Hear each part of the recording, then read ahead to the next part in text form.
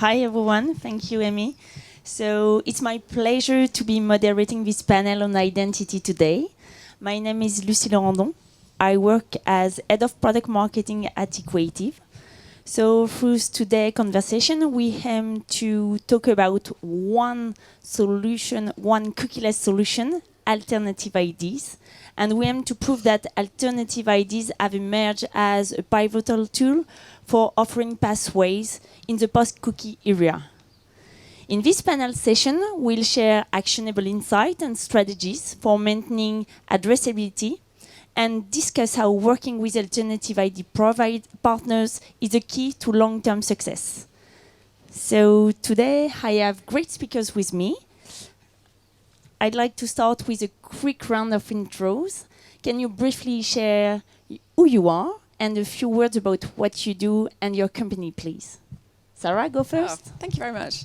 Good morning, everybody. I'm Sara Vincent, and I am the UK MD for Utiq. Utiq is enabling or opening up a path to a more trusted and responsible digital advertising ecosystem. And we're doing that by working in conjunction with the 4 largest telcos in Europe to generate a service which produces persistent IDs at scale. So I'm keen to elaborate on that later. Nicolás, you go second. Okay, hello, I'm Nicolás Bouchet. I'm from Havas. I'm the global head of data and digital transformation.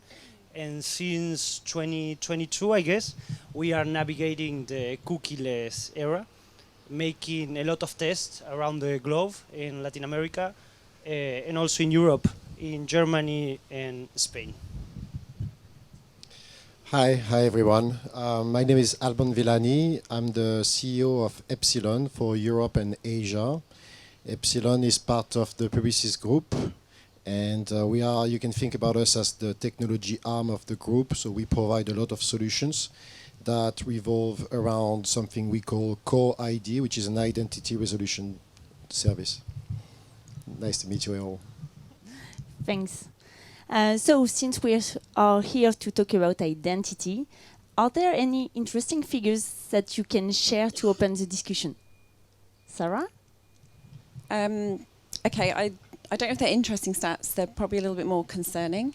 And there's only a few that I think we should be focused on. The first is that today, 30 to 40% of the open web, so that's anything outside of the walled gardens, is unaddressable. And that has come about through 7 years of third-party cookie decline and deprecation across a number of browsers. It's not that there is like a comfortable feeling with anybody within the industry that this is okay. I think it's just been happening over a long period of time, which it's been more acceptable.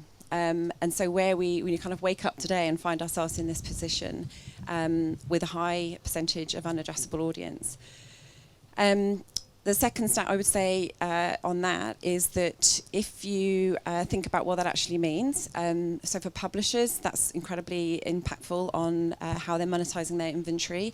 The whole industry is probably now over-indexing within Chrome.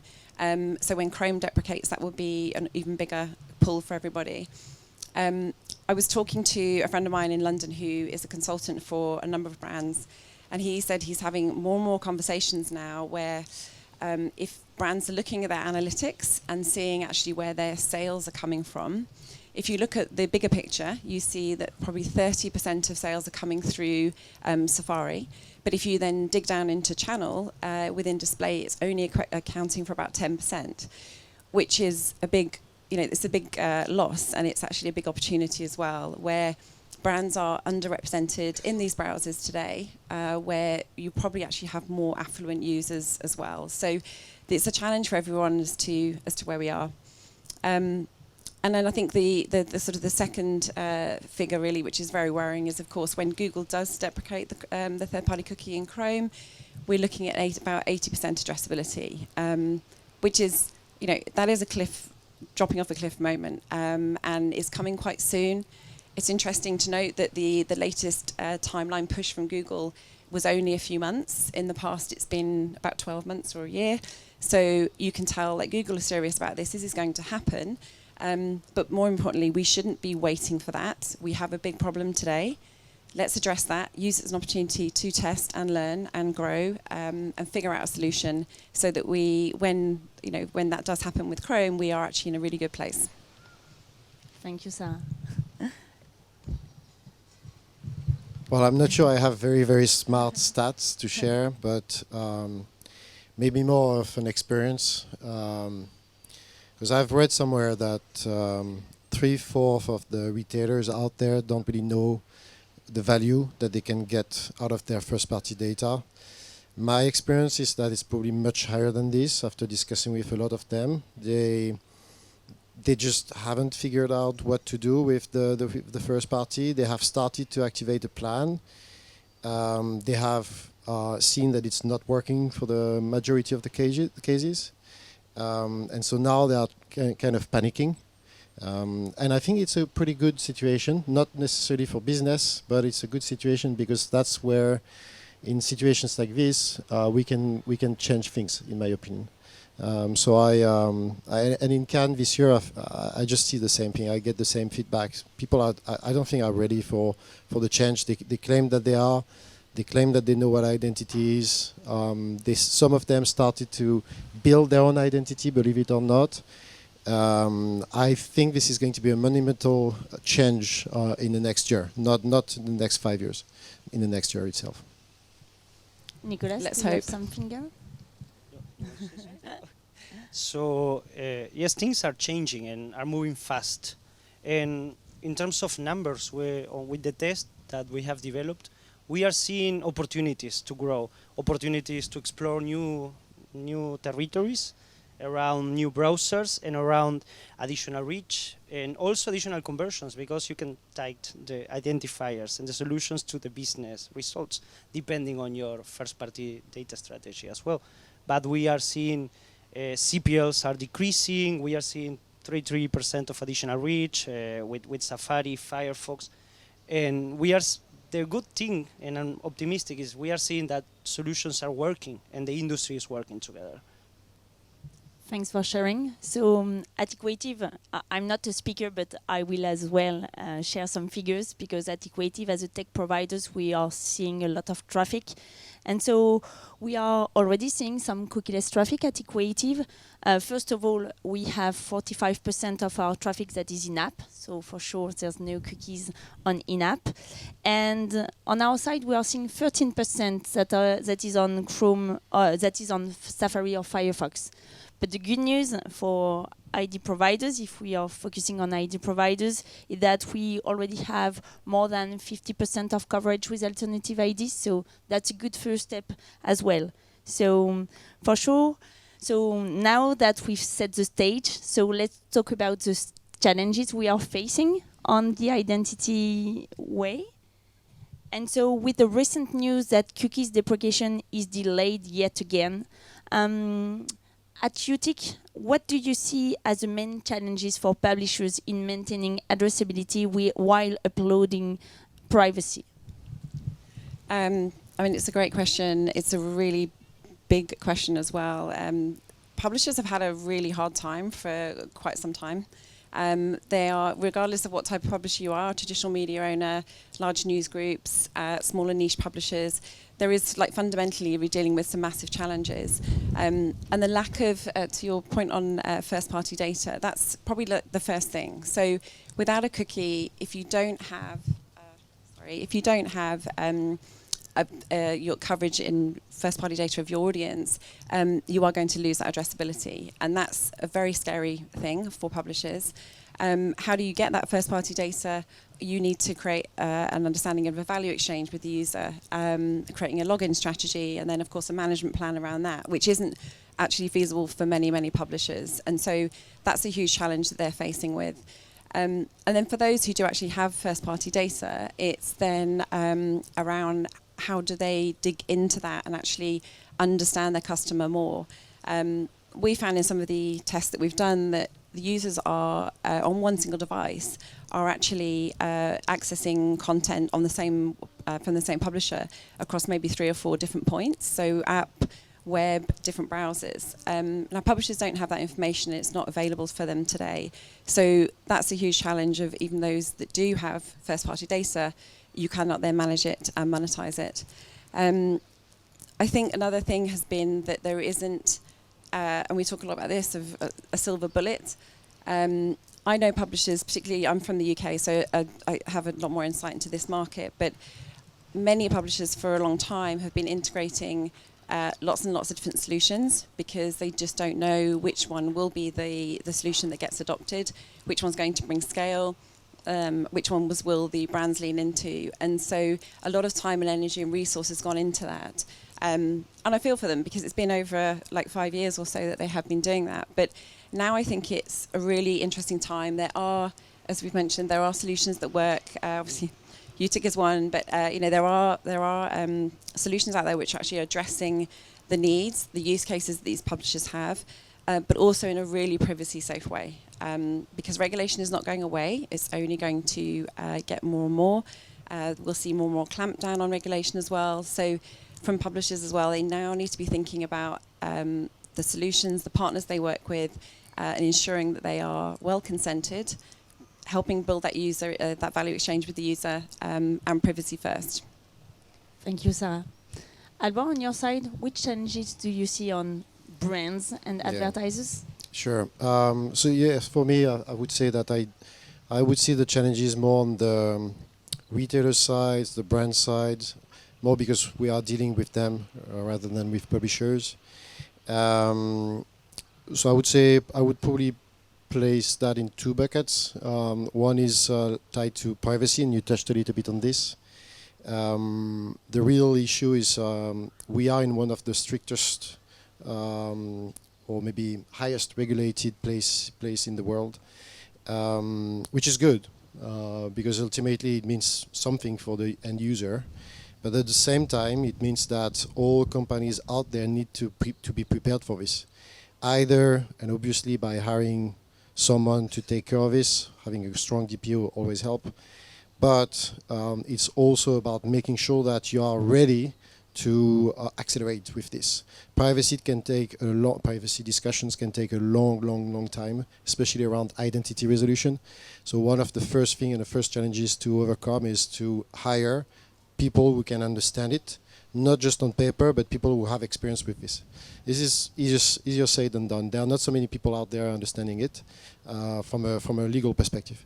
So that's one. And I guess the second challenge is more related to the scale. We work with large online retailers across all markets. They always face the same challenge, which is internal scale.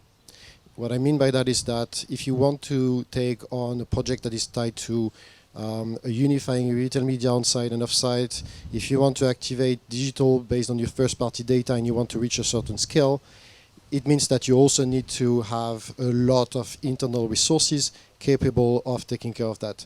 Whether it is to create campaigns, work with the partner on making sure that the campaigns actually mean something, or by creating an environment where you can really go out there and scale your campaigns a lot. So this takes a lot of time. So we are seeing that some retailers are starting to invest massively in this because they see the first return, but we still think it is too slow. So that's probably the main challenge I see personally. Thank you, Alban. And Nicolás, on your side, what challenges do you see in delivering campaigns? Well, I agree with all of these challenges, and also in terms of delivering campaigns and on the buyer perspective, we are seeing that the ad stack or the tech stack is not yet ready, or is not quite ready, but it's getting there.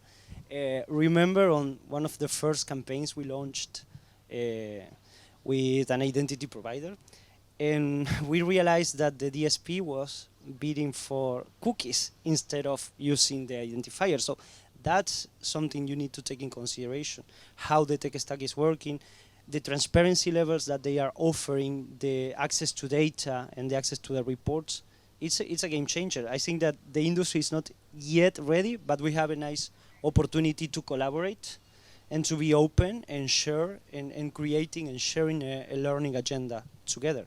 So challenges are good, I think. It's an opportunity to create something different. And also you need to be patient. You need to start working with people that you are not used to work with, like DPOs, for instance. It's I'm driving him crazy in Havas, sorry, that we are asking a lot of questions because there is a lot of new regulations and new things to have in consideration before setting up the campaign or using the identifier. Also, another challenge is that, and related to that, you need to review every time a new contract, every time that you are going to test or implement a new solution, because solutions are different. You know, we had a cookie that was adopted across the industry, and now we have fragmented solutions. Hopefully we get to a few. The good news is that we have solutions. Yeah, I just wanted to add on that point you mentioned about the tech stack. We found the same thing, and for those of you who don't know, Utiq is now in partnership with Equativ, and we've worked together on a solution which does actually prioritise IDs, but the whole ecosystem is built on prioritising cookies, and that's understandable. It's been like that for 30 years. So one of the, I guess, takeaways when you're thinking about how you're going to take your business further in this environment is, look for those ad tech partners that are actually already implementing and prioritising cookie, because ID, because that's where it needs to be. But many companies are not doing that. So yes, so to start addressing these challenges, so we have solutions that are emerging. So we have two of them today with us. And so you've already started to talk a little bit about it, but at Utiq, what solution do you offer to publishers and advertisers? And can you share with us any use case, Sara? Of course.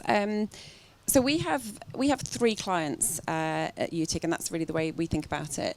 The first is the buyers. And so what we're doing with our identifier and the way that we are operating, we have various principles that we live by. So there are certain use cases that we won't allow because we're absolutely not on board with extensive ID profiling. We operate very much in a first-party environment. So what we're delivering for buyers today is addressability at reach and at scale for users that are not logged in. And so that's a huge challenge. We've mentioned it already. So we can address for that. The second is frequency capping and accurate frequency capping. Because Utiq sits across all browsers, we don't see the breakage by browser that you see today with third-party cookie. And so in some tests that we've already run, if you set a frequency cap of 5 for Utiq, you will deliver 5 impressions. If you set frequency cap of 5 with cookies, you're more likely to deliver 9 to 10 impressions. So there's already a huge efficiency saving there, and as a buyer you can see that will bring you better outcomes. It may be that you actually do need to target 9 or 10 times, but at least you have that accuracy that you are not wasting your spend. And then the third aspect really for buyers is that we are 100% a human network and real people audience. We only generate an identifier if we can match it to the existence of a mobile phone contract. So if there is no contract, we don't generate an ID. And so every single ID belongs to a person. And if you think about in the open web spend, maybe 20% of media spend is fraudulent. That's a huge saving if you are guaranteed that there is no bot traffic within our ecosystem. So they're like the three initial challenges and problems we're solving for buy side. For publishers, we generate something called the MarTech pass, which essentially is their identifier, which gives them really the equivalent of having 100% of logged in users without having to apply a logged in strategy or obtain any personal identifiable information. And so that's incredibly powerful if you think about what that opens up for publishers. And mainly in today's world, we're seeing this applied for really their own property enhancement. And so they can personalize websites for when users are coming back. You can put the identifier into a DMP or a CDP and just learn a lot more about your audience, build out your segments, and monetize more efficiently. So that's with publishers. And then the third client is, of course, the consumer or the reader. We believe that everything starts with the user, and that starts with them giving freely given consent. It starts building trust with that user, and you start to actually build a relationship which builds a better value exchange. So we're very, very clear in the consent in which we gather from users in order to generate IRID.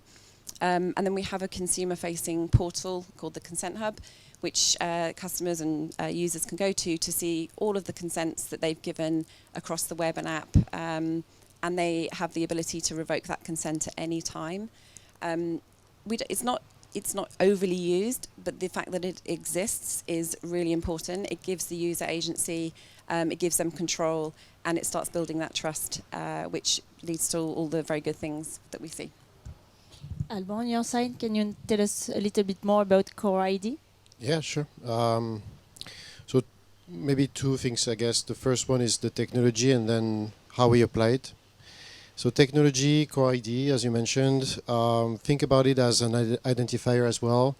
It is a mix of information that we can find offline.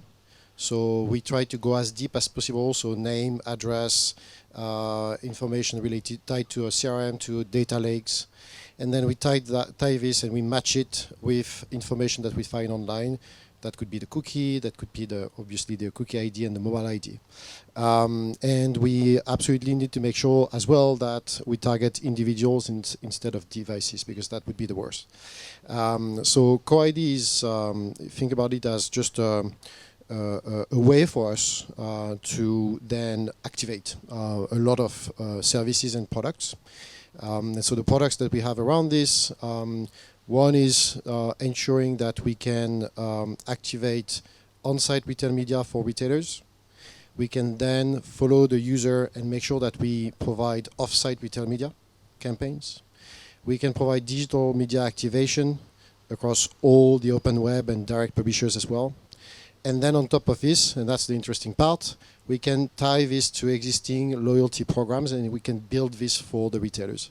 So it is a full stack solution, and Core ID is absolutely essential for us. Without the Core ID, we cannot progress. And the use case, as I mentioned, I think we have in this region, I'm not sure if you guys have heard about this, but Publicis and Carrefour have created a joint venture called Unlimitel, and Unlimitel is powered by our technology and is going out there working with obviously Carrefour everywhere, with Rakuten, with La Redoute, etc., and providing these solutions. And this is extremely interesting because this enrich our Core ID, and we are able to then activate this across multiple solutions. Thank you. And if it was not clear, Equativ is partnering with Utiq and Core ID. Turning to the buy side, Nicolás, what main use case are you testing today, and what have you implemented on the Havas side? Okay, so on the buyer side and from Havas, around the network, we have been developing many use cases, and we divide the use cases depending on the usage of data or the usage of user-level data or client data. And we have solutions that uses no data at all, that are the most safe to use and ready to go, like the contextual solutions. So we start testing those, and it's a reality, contextual works. So, but all the solutions works. And we are also testing identifiers with different levels of maturity depending on the countries, because in Latin America it's not yet that developed. But in Europe, we are seeing other reality in markets like Germany or Spain that we are partnering with Utiq as well. And we have been doing some targeting, frequency capping, first-party data activation, also retargeting use cases, personalization. We made a very successful use case with ID5 a few months ago, where we were able to set up the ID, the script on the website, and performing retargeting campaigns with very successful metrics. And now we are doing the same with Utiq, and we are working on the integration. We are also helping Utiq and also the identity providers we believe in, because they are offering transparency.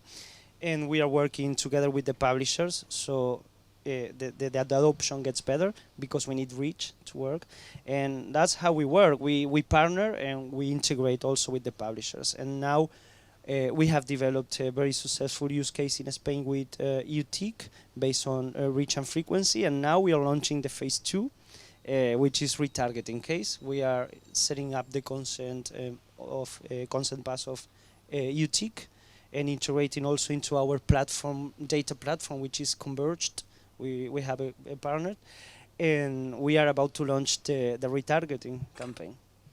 So it seems that the activation is quite working well. Do you want to add something, Just Sara? to say, if anyone's interested in the case study, I can share it afterwards. Great, thank you. So yes, so the activation seems to be smooth, but we have one big question that actually publishers are asking us at Equativ a lot. So I will ask you the same question. So do these cookieless solutions allow the same level of monetization? Alban, do you want to go first? Sorry, could you repeat? Do these cookieless solutions allow the same level of monetization? That's a big question that publishers are asking all the time. Okay, you mean compared to the previous era? Yeah. I think it's way too early to tell. There is no way for us to say that we will, I mean, maybe I'm wrong, but I don't think we are yet in a position to assume that the CPMs are going to drop or increase. I think ultimately it's going to be a matter of whether the brands see the value, the actual value, and would be ready to pay for this. But we haven't seen yet a huge change in that. And I really don't think this is going to happen in the next few months, honestly. I got the same kind of answers, so I agree. What about you, Sara? Yeah, I mean, I'd say the same. I think it's too early to tell.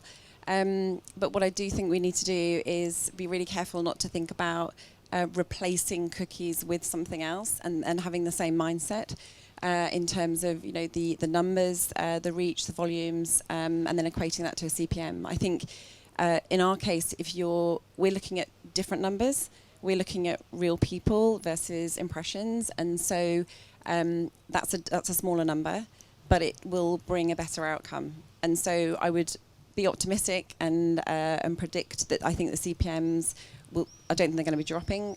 They may increase because brands will start to see the efficiency they're gaining through being able to identify their audience, the better outcomes. Maybe they even need to rethink about the metrics in which they gauge success. But yeah, I think it's early today, and I know publishers ask that question. So we're working really closely with publishers obviously now, and have to talk about this is the long game, but we have to start now, and we'll obviously we expect to see monetization increase, but we'll see how it goes. Good. So I'm happy because I'm answering the same kind, and definitely it's too early. We are comparing one ID with cookies. So that's like David against Goliath. So yes, definitely that's too early. And that leads us to another very important point for agencies this time, and the topic everyone has been talking about, measurement. So when it comes to measurement on the agency side, meaning for campaign reporting, multi-touch attribution, do these solutions provide enough insight to measure ROI of your campaigns? Well, it's a challenge because I was mentioning about the ad stack or the tech stack that we are using, and those platforms, most of them are there to buy cookies, or they are set up to buy third-party cookie, and we are seeing challenges on how every one of the platform measures. Like you got the report from the DSP, also from the SSP, but this is made out of collaboration as well. Like we are collaborating more as an industry. And then you have the ad server, then you have the analytics platform, and combining all of them can be a mess, to be honest. So it leads me to another talk, that is we need to redefine the tech stack on how we work and how we operate the campaigns, and be very clear with the whole supply path on what we want to measure, and be very clear on the business KPI, and also be very open to share data and share the results of our campaigns from the agency perspective, from the publisher as well, from the SSP and the identity provider. So that's key. And you mentioned multi-touch attribution, and I saw two phases. Like the multi-touch attribution was something that we were strongly using, like before the announcement of the deprecation of the cookie. And then we move to a less granular data level, working with marketing mix modeling and other kind of measurement, more based on panel data or also based on first-party data. But now we are seeing an opportunity to revive those models, the multi-touch attribution models, because we can partner with providers like Utiq, that they can offer trust, transparency, and consent. And they do have this MarTech pass that we can integrate into our system and also to be shared with the client ecosystem or the tech stack to give more accuracy to our measurement strategy. And so, Sara, on Utiq side, what do you offer to help Nicolás in reporting? So it's a work in progress, I'll say. It's coming. But really, it's the first question that we get asked when we go and talk to the buy side, whether that's agencies, brands, or holdcos, is how do we measure this? And so we see this as an immediate step that we need to develop. Fixing attribution, I think, will be a key step, because if we can bring some parity to the open web to walled gardens, we need to do that in two ways. One is first of all, addressability, which we do through the identifier, and then the second is measurement, because that's obviously it's so easy to get your reports and do everything you want to do in the walled gardens. And if we're actually going to achieve moving spend back into the open web, 100 million at a time, then we need to bring the parity on the measurement side as well. So. Alban, on your side, you are really close to agencies, so you should understand their challenge and needs. So what are you offering? Well, when it comes to measurement, it's very obvious that on-site is easy, because we're talking about first-party data after all. So you know what to track. But as soon as you have an offsite component, this becomes extremely complicated. In fact, complicated is a very nice word. It's probably a huge mess. So that's where the value prop of Utiq, identifiers, core ID comes into play, because ultimately the idea is to really make sense of the unification of both worlds and be able to track the users everywhere, and then also look at the attribution based on what the brands want to see.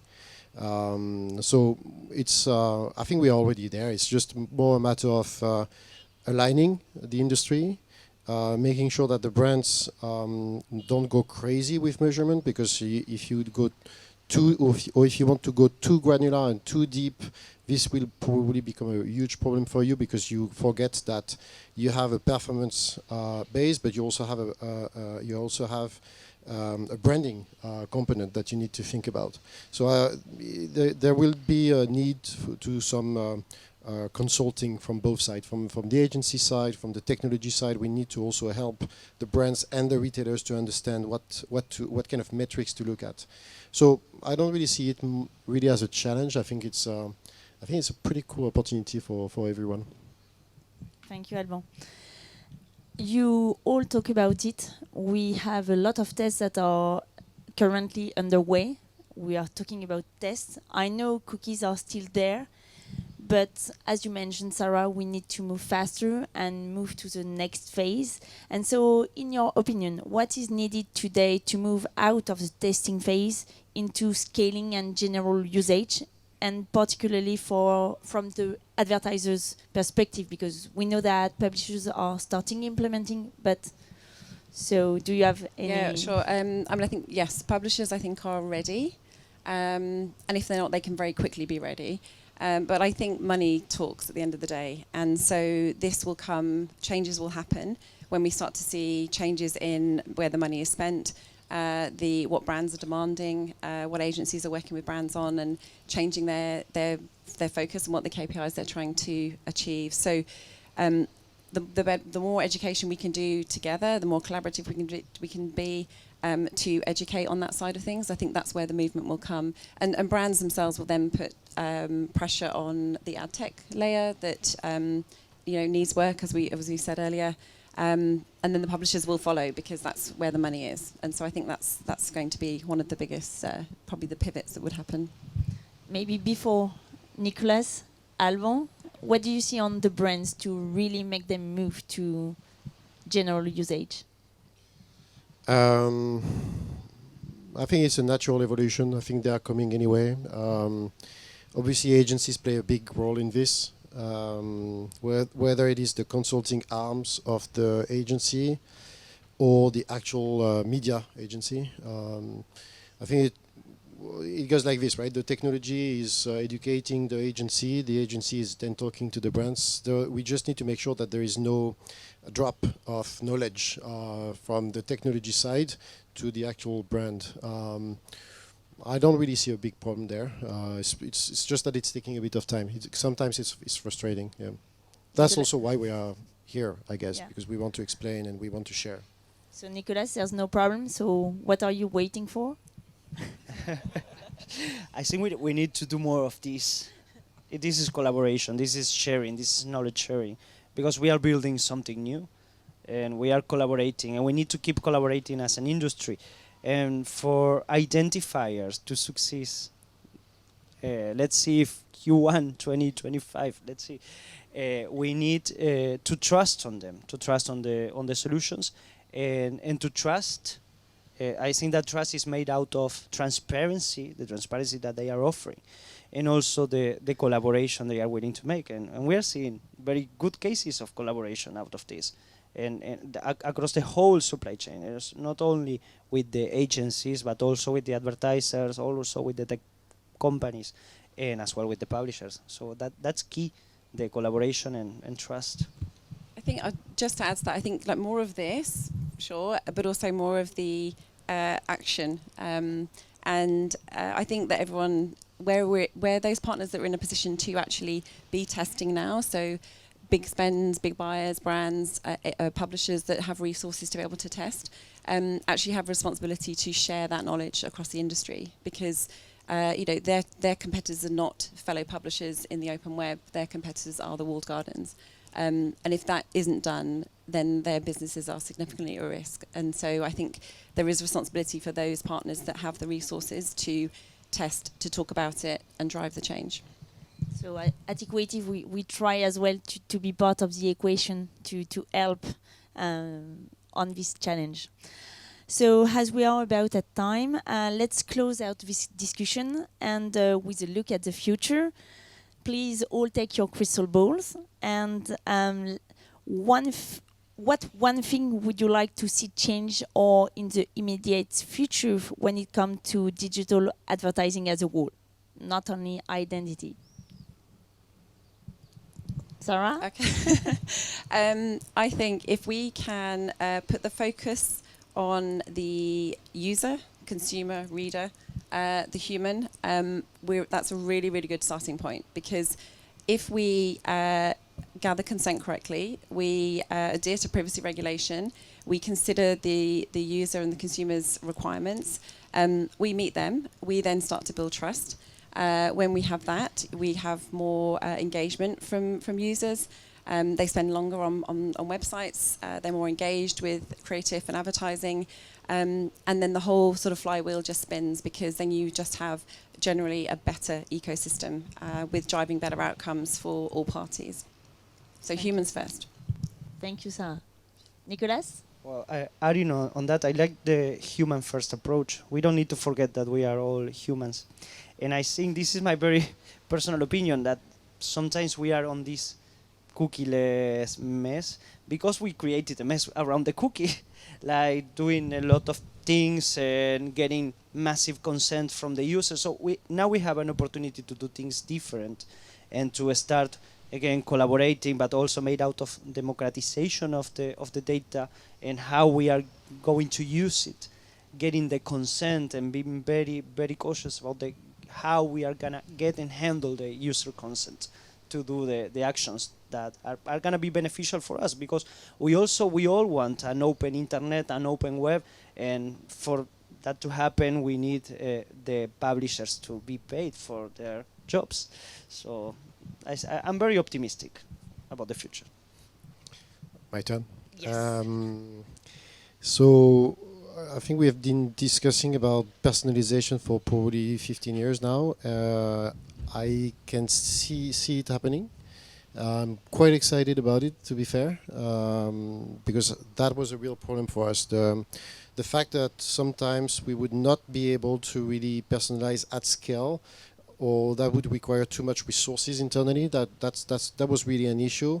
So what I'm excited about for the industry is our ability to couple Gen AI, which is a big thing right now, obviously, and everyone is talking about this. And granted, it's pretty cool, but also predictive AI. So if we have the ability to couple things together, so Gen AI plus predictive AI, it means that we will be able to automate the process, and we will be able to really create campaigns that will be personalized, but at scale, which is something that was more of a theory in the past, but now we can do it. And I'm really excited about this. This is going to completely change the way we advertise, in my opinion, again. Thank you. I think we are kind of all optimistic about the future, so at least that's a good news, even without cookies.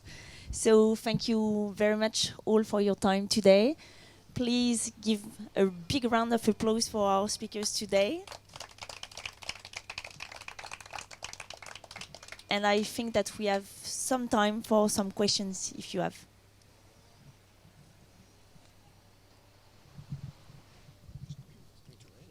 Hi, I've got a question for Excellent. Yes.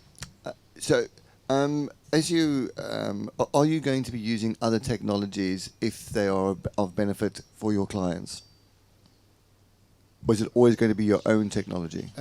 Well, it depends. It's always going to be our proprietary technology for sure, but then we are always open to working with partners, technology partners in particular. If they can complement what we do this already. We do work with a lot of external technologies. We're definitely open to conversations with other identifiers as well. As long as this brings value to the ecosystem that we are trying to build, we are more than happy to discuss this, yes. Another question. Do you use clean room technology at the moment? We have our own clean room technology, Okay. so we do provide it. In some cases, we work with external clean room technologies, but that's mostly because of existing partnerships that are in place. That's the case of Unlimited, for example. There are some existing clean rooms technologies that are out there that we use, but if not, we have our own clean rooms. It's part of the service that we provide. Cool, thanks. Yeah, always. Thank you. So this is a question to everyone or whoever feels. You spoke a lot about first-party data activation. Do you see a room with universal identifiers also supporting an upper funnel, upper sales funnel, so like for prospecting use cases? Because most of what you said is like retargeting or like usage of the first-party data. So I'm wondering if there is room further down the list to use third-party data or just make prospecting activities with these IDs. No, of course. So first use case is for first-party data is to make sure that you can go deeper in the funnel, but prospecting is out there. So the way we do it is that we would target, we would match the first-party data with third-party data that we already have on the site, for example, or an application. So we are going to tie this together, and then we're going to build lookalikes, and we're going to go after them. So this is going to be prospecting. This is going to be so it could be for new user acquisition, but it could also be if you want to do pure branding. This is in fact something that is vastly underestimated. So we are really pushing for it, and it's raining. It's raining. It is raining. Adding on that, I think that we can leverage the identifiers on the publisher side, that they are using it or adopting different solutions, so you can integrate those first-party data on their side to your campaigns for prospecting, and then when you got it on your site, you can assign an ID. So you can leverage both and also perform lookalikes for sure. Thank you so much. Just because it is starting to rain and we want to get get the camera gear inside. We're going to move the lunch downstairs, and you can continue to ask your questions to the panelists downstairs. So thank you guys all for coming. Thanks a lot. Thank you so much.